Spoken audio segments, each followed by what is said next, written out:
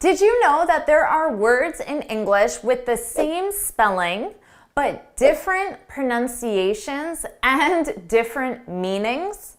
Those are called homographs. And you're going to learn the 10 most confusing homographs in this lesson. These even confuse native speakers. Number 10 frequently confuses me. Let's get started. Do you know how to pronounce this word? Listen to me say this sentence and notice how the pronunciation changes. You should bow at the woman with the large bow. You can pronounce this as either bow or bow. It depends on how it's being used. Bow is a movement that we do either with your head, you can bow your head, or you can bow your upper body, and this is usually done as a sign of respect. That's bow. It's a verb or a noun. And this is a bow. And actually, this is a cool bow because it lights up. And of course, you can put a bow on a present. Now, there are different styles of bows. You can put a bow in your hair. You can put a bow on a piece of clothing. Men wear bow ties for very special occasions, like their weddings, for example. You should bow at the woman with the large bow. How do you pronounce this word? We need to lead with the information on the lead pipes. Two pronunciations, lead and lead. I'm sure you're familiar with the verb to lead. Now, the past simple of the verb lead is led, but the spelling is different. Here, on our second option, we also have lead. And in this case, it's a noun and it's a chemical substance, lead pipes. Pipes that are made from lead, which is a chemical substance. How do you pronounce this word? Listen to the difference. Seeing the tear in my shirt brought a tear to my eye. First, we have tear. You can tear a piece of paper. Now, tear as a noun is used to describe a hole or a rip in clothing or in material like a piece of paper. Tear is the liquid that comes from your eyes. Tear. Seeing a tear in my shirt brought a tear to my eye. How do you pronounce this? Well, again, it depends. Listen to the difference. It's hard to wind the toy in the wind. The verb to wind is to turn or to cause something to turn. So it's very small here, but right now what I'm doing is I'm winding this clock. So if you have a watch and you need to change the time on your watch, what you're doing there is wind. You're winding your watch. And of course, you know what the wind is. What about this word? How do you pronounce it? Listen to the difference. I wound the toy too hard and now I have a wound. Wound is the past form of wind. I wound the clock. But we also have a noun, wound. Wound.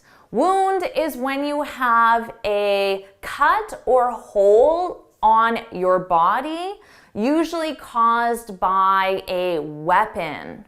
You know how to pronounce this word, right?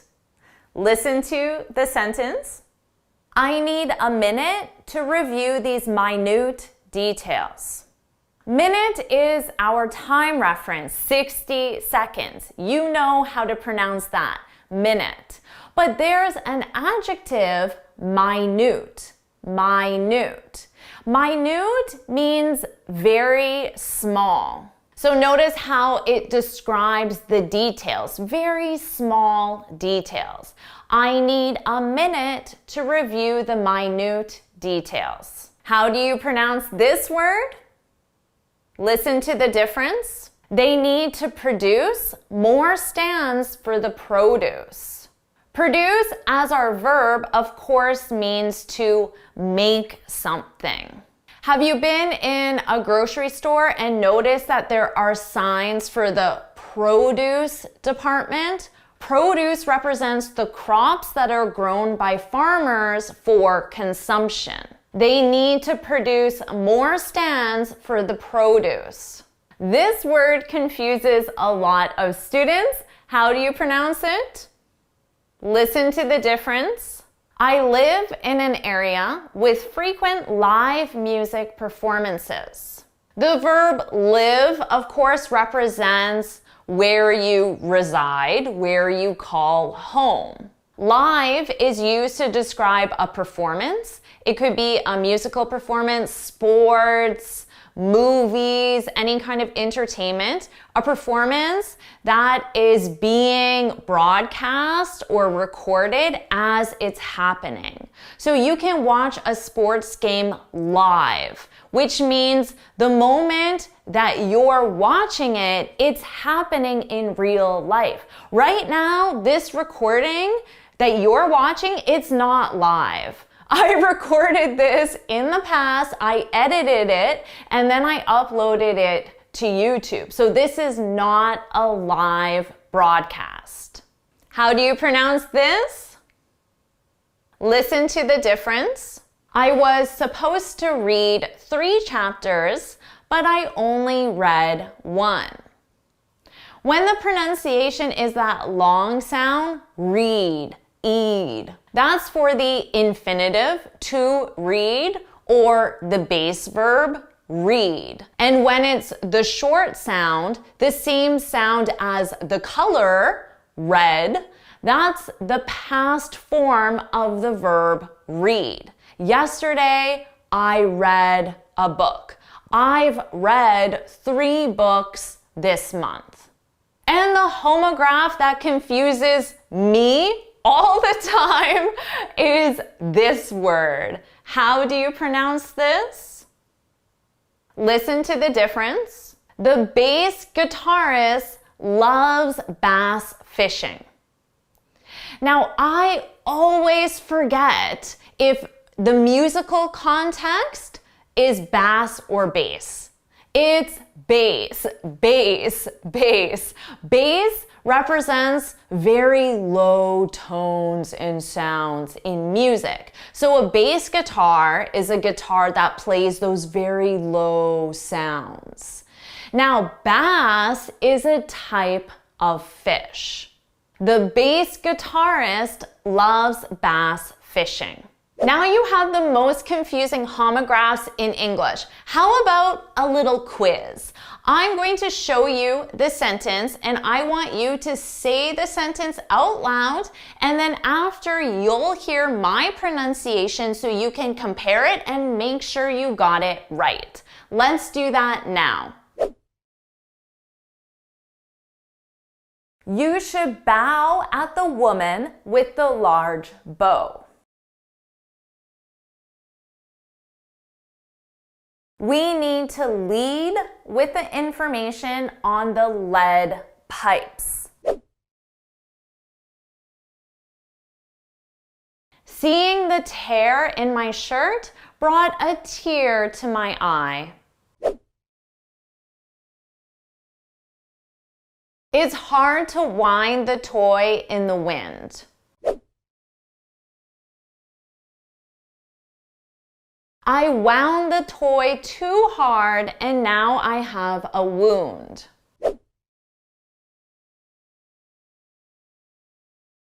I need a minute to review these minute details. They need to produce more stands for the produce.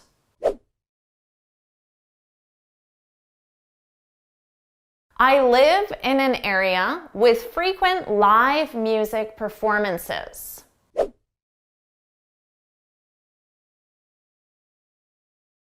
I was supposed to read 3 chapters, but I only read 1.